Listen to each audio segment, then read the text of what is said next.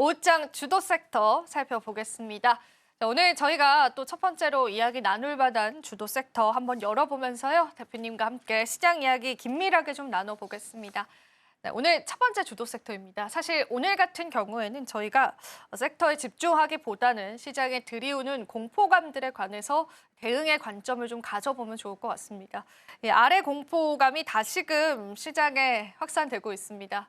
우리가 살아날 구멍이 있을까요? 저는 물음표로 좀 바꾸고 싶은데요, 대표님.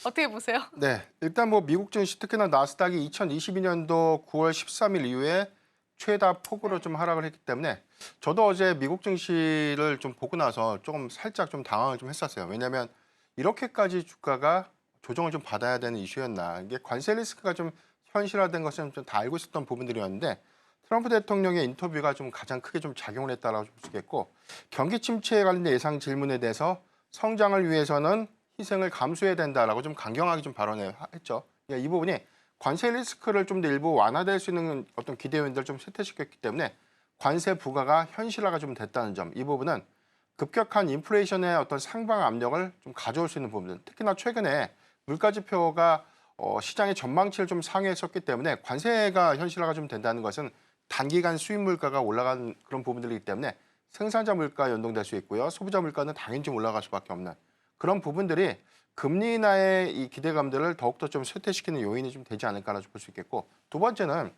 지금 물가 지표가 올라간 것도 중요했는데 일단 뭐 고용 지표가 이번에 컨센 대비해서 좀 하회했어요.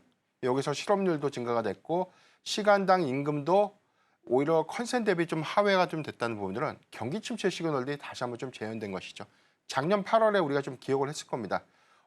경기 침체, 고용 지표가 좀 크게 둔화되면서 오히려 엔캐리 트레이드 청산 관련된 우려감 때문에 글로벌 패닉세를 한번 우리가 겪었었고, 이 부분이 한 번 더 좀 재현된 것이다. 물론 좀 비교할 수 있는 데이터들은 좀 아니지만 앞으로 이런 부분들이 좀 현실화가 좀 되지 않을까라는 일부의 우려 요인들의 시장에 투매를 좀 야기하지 않았나라고 볼 수 있겠고, 이 부분에 대해서 우리가 좀 냉정하게 좀 해석을 해야 되는 부분들인데 국내 증시의 영향들과 좀 우리가 대비를 해봤을 때 트럼프 대통령의 당선 전과 이후, 그러니까 미국의 경우에는 대선 랠리에 관련된 기대 요인들이 충분히 주가에 반영이 됐고 트럼프 대통령이 당선 이후에 주가가 기술주를 좀 중심으로 우상향 요건들을 좀 보여줬는데, 반면에 당시에 국내 증시의 경우에는 글로벌 거의 뭐 최하위권에서 투매가 좀 계속해서 좀 이어졌던 그런 차이가 좀 있었기 때문에 이런 것들을 우리가 좀 전반적으로 좀 감안했을 때 최근에 미국의 이 고가 부분에 대한 어떤 투매 현상들은 다소 어떤 인위적인 어떤 부분들도 우리가 어느 정도 좀 반영되지 않을까. 이런 부분은 뭐냐면 조정의 빌미에 더 많이 기술주가 흔들릴 수밖에 없었다라는 요인을 일부 좀 반영해야 될 것 같고요. 다만 국내 증시는 사실 뭐 크게 오른 것이 없는데 동일하게 하락하는 것은 좀 말이 안 되는 부분들이죠. 그렇기 때문에 수급적인 어떤 측면에서 하락폭이 좀 미국 증시에 비해서는 다소 좀 미비한 그런 부분들은 이와 같은 어떤 수급의 어떤 관점에서에 대한 차이가 일부 좀 반영이 좀 되지 않을까라고 좀 볼 수가 있겠습니다. 두 번째는 트럼프 대통령의 과연 이제 이런 이 발언들이 과연 어떤 것들을 좀 시사하는 것인가라는 어떤 전망들이 있는데, 일단 뭐 월가나 좀 IB에서 좀 예측하고 있는 부분들은 트럼프 대통령의 어떤 묘수다. 이게 뭐냐면 네.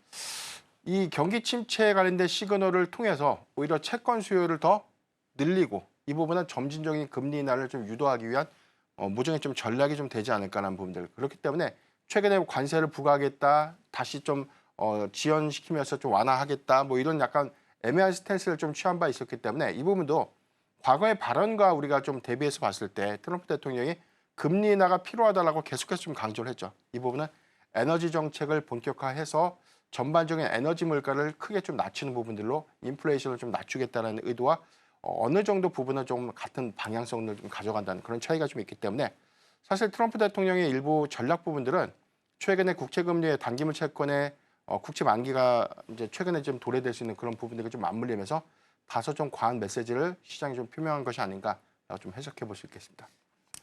시장에서는 이런 이야기가 나오더라고요. 일부러 증시를 위축시켰다, 트럼프가. 그런 시나리오가 좀 나와주고 있는데 오늘 마침 또 미국 국채 입찰일입니다. 그래서 그 시기에 맞게끔 국채에 관한 수요를 일시적으로 폭증시키지 않았을까, 그런 이야기들도 또 나오고 있는 시점이라서 굉장히 많은 또 시나리오들이 있는 만큼 우리가 시장을 계속 지켜보는 관점에서 봐야 될 것 같은데 추가 하락 가능성도 좀 있다라고 보실까요? 대표님? 네, 일단 당분간 이런 부분들에 대한 리스크는 아직 해소가 된 것이 아니죠. 그러니까 4월 2일에 상호관세부가, 그다음에 여기 대해서 캐나다, 멕시코에 대한 25% 관세부가 다시 한번 재차 좀 부각이 된다면 수급적인 관점에서는 좀 부담의 요인들이 좀 되겠는데, 다만 해당되는 우려감들, 우리가 학습 효과라고 하죠. 이런 우려감들은 상당히 저는 주가에 좀 선 반영이 됐다. 다만 이제 우리가 방향성을 좀 잡는 관점, 특히나 주가가 추세를 바꿔서 우상향하기 위해서는 해당되는 리스크가 좀 크게 완화될 수 있는 시그널이 좀 중요할 것 같은데,